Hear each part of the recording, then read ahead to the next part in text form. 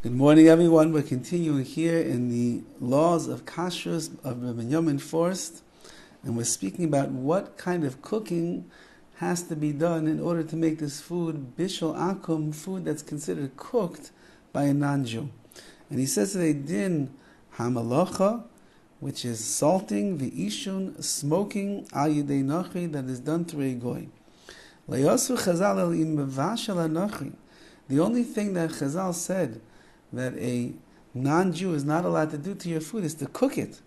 However, if he salts the food and prepares it for cooking, prepares it for eating in that way, ishun, or smoking, very much today's world, they tell smoked meats is the big thing on the streets these days. Ay kavisha, or pickling, ein ba isa bishul akum, these things are not considered cooking. Lefikach, therefore, if you have vegetables or fish that is pickled in vinegar or similarly, like pickles, ukruv kabosh, or sauerkraut, v'chein dog maluach, or salty fish, hanikra herring. Herring is very salty fish. It's not cooked. It's salted to such an extent that the salting makes the cooking process take place, but there's no fires, there's no oven, there's no stoves, nothing of that nature.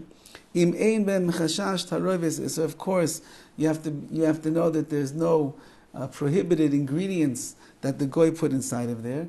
Ein ben iser bishul akum, there is no prohibition of bishul akum on these foods. So salting, or pickling, or smoking, says the Forest, there's no problem. And anything that was prepared for cooking by drying out in the sun, there's also no prohibition of bishul akum there. So if you have your dried fruits that the goy ended up putting, would seem not only in the sun, but even if he puts it in the dryer, he puts it in they have these drying machines that they take out all the moisture and everything of the food. You leave it in there for a long amount of time, and it becomes dried out, like dried fruits. You take any fruit that you want and you put it in there, and 24 hours later it's dried out fruits. No problem, says the Rav Forest. That's not considered bishul, that's not called cooking.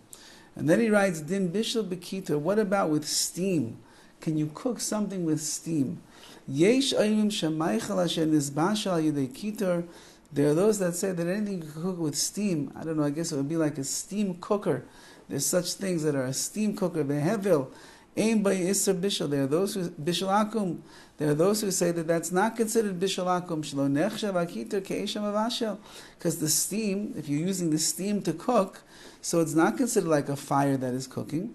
V'yesh cholkim al zeh, and there are those that argue on that, and therefore it would seem to me that a person should be careful if somehow they're cooking foods with steam only, not with fire. They should be careful not to eat it. Maybe it's bishul akum. Ulam, however, davish and isbashal yidei tzliya, anything that was cooked by roasting, a tigun, or frying, yesh ba'isa bishul akum l'chol hashitais. Everybody holds and everybody's in agreement.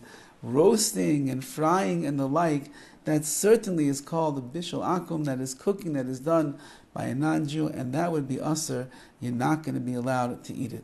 So your pickles you don't have to worry about, your herring you don't have to worry about, the dried fruits you don't have to worry about, the smoked meat even, it seems that a person doesn't have to worry about. Maybe steam a person does, and certainly roasting and frying a person has to be concerned about. That certainly is bishul akum. Have a wonderful day and a wonderful Shabbos.